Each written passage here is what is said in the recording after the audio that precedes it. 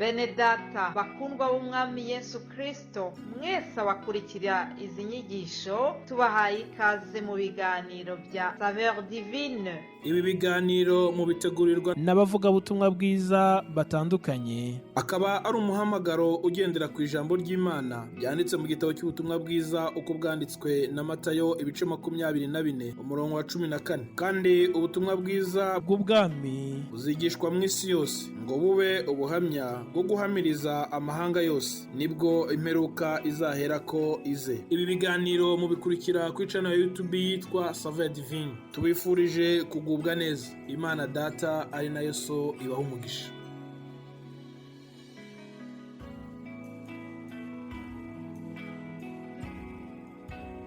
Mavukanyi mwese muri Kristo Yesu umwami wacu, turabaramukije amahoro y'Imana.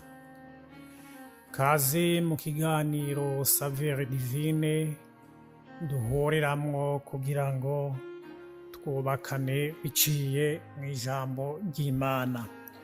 Turashimira Imana Data wa twese wo mu ijuru ko yatuzigamye, ko yatubereye umutabazi, ikaturinda kandi tukaba duhumeka impwemu z'abazima. Nuko Imana yahabaye, nuko Imana yatugwaniriye, intambara zagaragaye mu maso yacu n'izitagaragaye, kuko ndabizi neza ntakekeranya mu mutima wanje ko Satani atabuze kuduteza intambara, ko Satani atabuze kuturyamira, kudutega imitego itandukanye, ariko Imana yacu nishimwe kuko itubera amaso ibihe byose. Mu kiganiro c'uno munsi rero mukaba muri kumwe na jewe Nsengiyumva Samweli, tukaba tugiye gusangira ijambo ry'Imana dusanga hariya muri Zaburi y'128. turasoma umurongo wa mbere niwo twubakiye ko muri ino ndwi. Haravuga ngo harahiriwe uwubaha Uhoraho wese akagendera mu nzira ziwe. Imana ishimwe cyane. Ariko ndumva twosoma tukageza no ku murongo wa 4. Bandanije ku murongo wa 2 haravuga ngo ibikorwa by'amaboko yawe bizogutunga, uzonezerwa, uzohigwa. Umugore wawe azoba nk'umuzabibu wama cane ari haruguru mu nzu yawe. Abana bawe bazoba nk'utugemwe twa elayo bakikije imeza yawe. Uko niko umuntu yubaha Uhoraho azohigwa. Mana ishimwe cane. Tuvuganira ijambo tuti umugisha w'ukuri uri mu kubaha Uhoraho. Umugisha w'ukuri nta handi hantu na hamwe tugukura tuwusanga, nta handi uturuka kiretse mu kubaha Uhoraho. Hari imigisha myinshi umuntu ashobora kuvuga ngo yarahawe umugisha, mugabo biravana naho uwo mugisha yawukuye. Imana ishimwe cyane. Abantu bashobora guhaguruka bagashima ngo twarahezagiwe, ariko ngomba ndakubwire yuko warahezagiwe nibyo, ariko uwaguhezagiye ninde? Iyi Zaburi y'128 iri mu mazaburi Abisirayeli baririmba bariko baraduga i Yerusalemu, baba banezererewe umugisha Imana yabahaye, bibuka ivy'Imana yabakoreye, ivyo yabahaye, maze bakaduga i Yerusalemu banezerewe, bagenda bararirimba bashimira Imana, imitima yabo yuzuye umunezero. Imana ishimwe cyane. Hari umugisha Imana yaduhaye. Uwo mugisha rero tuwibutse dusubije amaso inyuma, bikadutera gushima Imana, bikadutera guhimbaza Imana. Umwanditsi w'iyi Zaburi rero ariko aravuga ku muntu ahiriwe uwo ari we, n'umuntu yubaha uhoraho kandi akagendera mu nzira ziwe. Niwe ushobora kuvuga ngo urubaha uhoraho, sinovuga ngo ndubaha uhoraho ntagendera mu nzira ziwe, ntakora ibihwanye n'ijambo ry'Imana ibyo rimbwira gukora, ntarondera ubugombe bw'Imana, ntanezerererwa ubugombe bw'Imana. Yarabandanije umwanditsi w'ino zaburi arashika ku bikorwa umuntu yubaha uhoraho ingene bigenda, arashika no ku muryango w'umuntu wubaha uhoraho. Ibikorwa umuntu akora yubaha uhoraho birimwo umugisha, kandi umugisha unezereza, umugisha utanga amahoro. Hari umugisha udatanga amahoro. Kubera iki? Hari ibyo usanga bitavuye ku Mana. Umuryango wose wubakiye ku kubaha uhoraho, uwo muryango ufise amahoro. Kubera iki?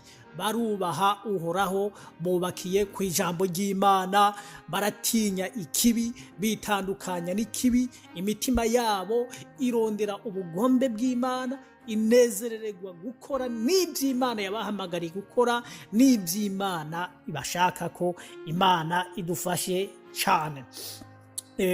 Bene data, ngomba kubabwira yuko twibukanye yuko abantu bubashe Imana n'amazina yabo n'umugisha. Uzosanga benshi barondera kwita abana babo amazina y'abantu bubashe Imana. Wibaze igituma utabona abita abana babo nka Goliyati. Kubera iki? Goliyati ntiyubashe Imana, ariko izina Dawidi n'umugisha kubera Dawidi yubashe Imana, yakoze iby'Imana imushaka ko mu gihe ciwe. Tubona abantu bitwa ba Rusi, ariko ntawe mbona yita umwana wiwe Orupa. Nukuri turabona abantu bita abana ba Esiteri ariwe Hadasa, ariko ntawe umwita Vashiti. Turabona abantu bita abana babo ba Moridekayi, ntawe umwita Hamani. Imana ishimwe cyane. Umuntu yubashe uhoraho n'izina ryiwe n'umugisha.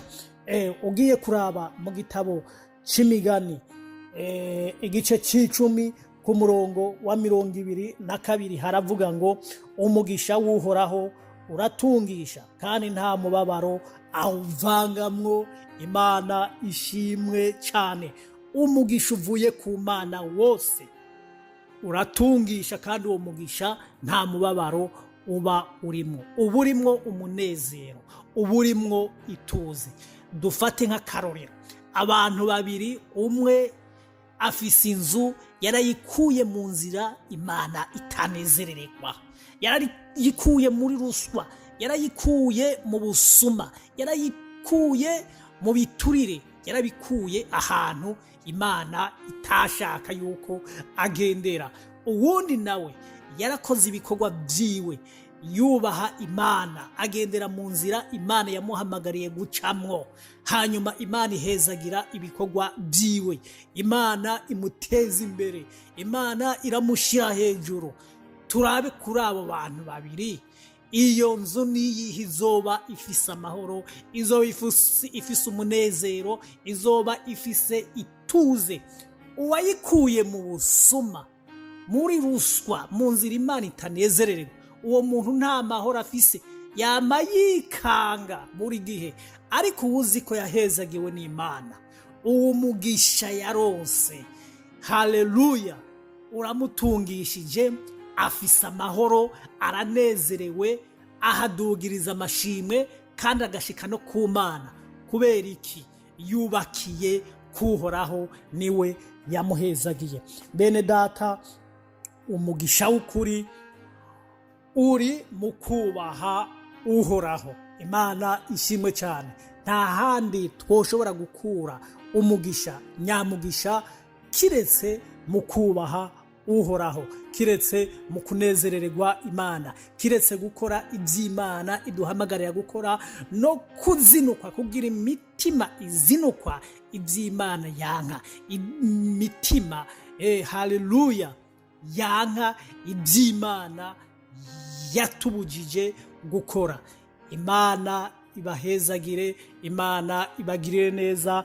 Umugisha w'Uhoraho uratungisha, ntugiramwo umubabaro, harimwo umunezero, harimwo amahoro, harimwo byose. Kandi uwo mugisha uronkwa n'umuntu yubaha Uhoraho, akagendera mu nzira z'Uhoraho, akabwira Imana buri gihe buri munsi, aturongorere umutima wanje mu nzira zo kugororoka. Yesu abahezagire. Ndinginga Imana kugira ngo mwene data, ubuntu bw'Imana ni neza y'Imana bigusange aho uri, bikugirire neza.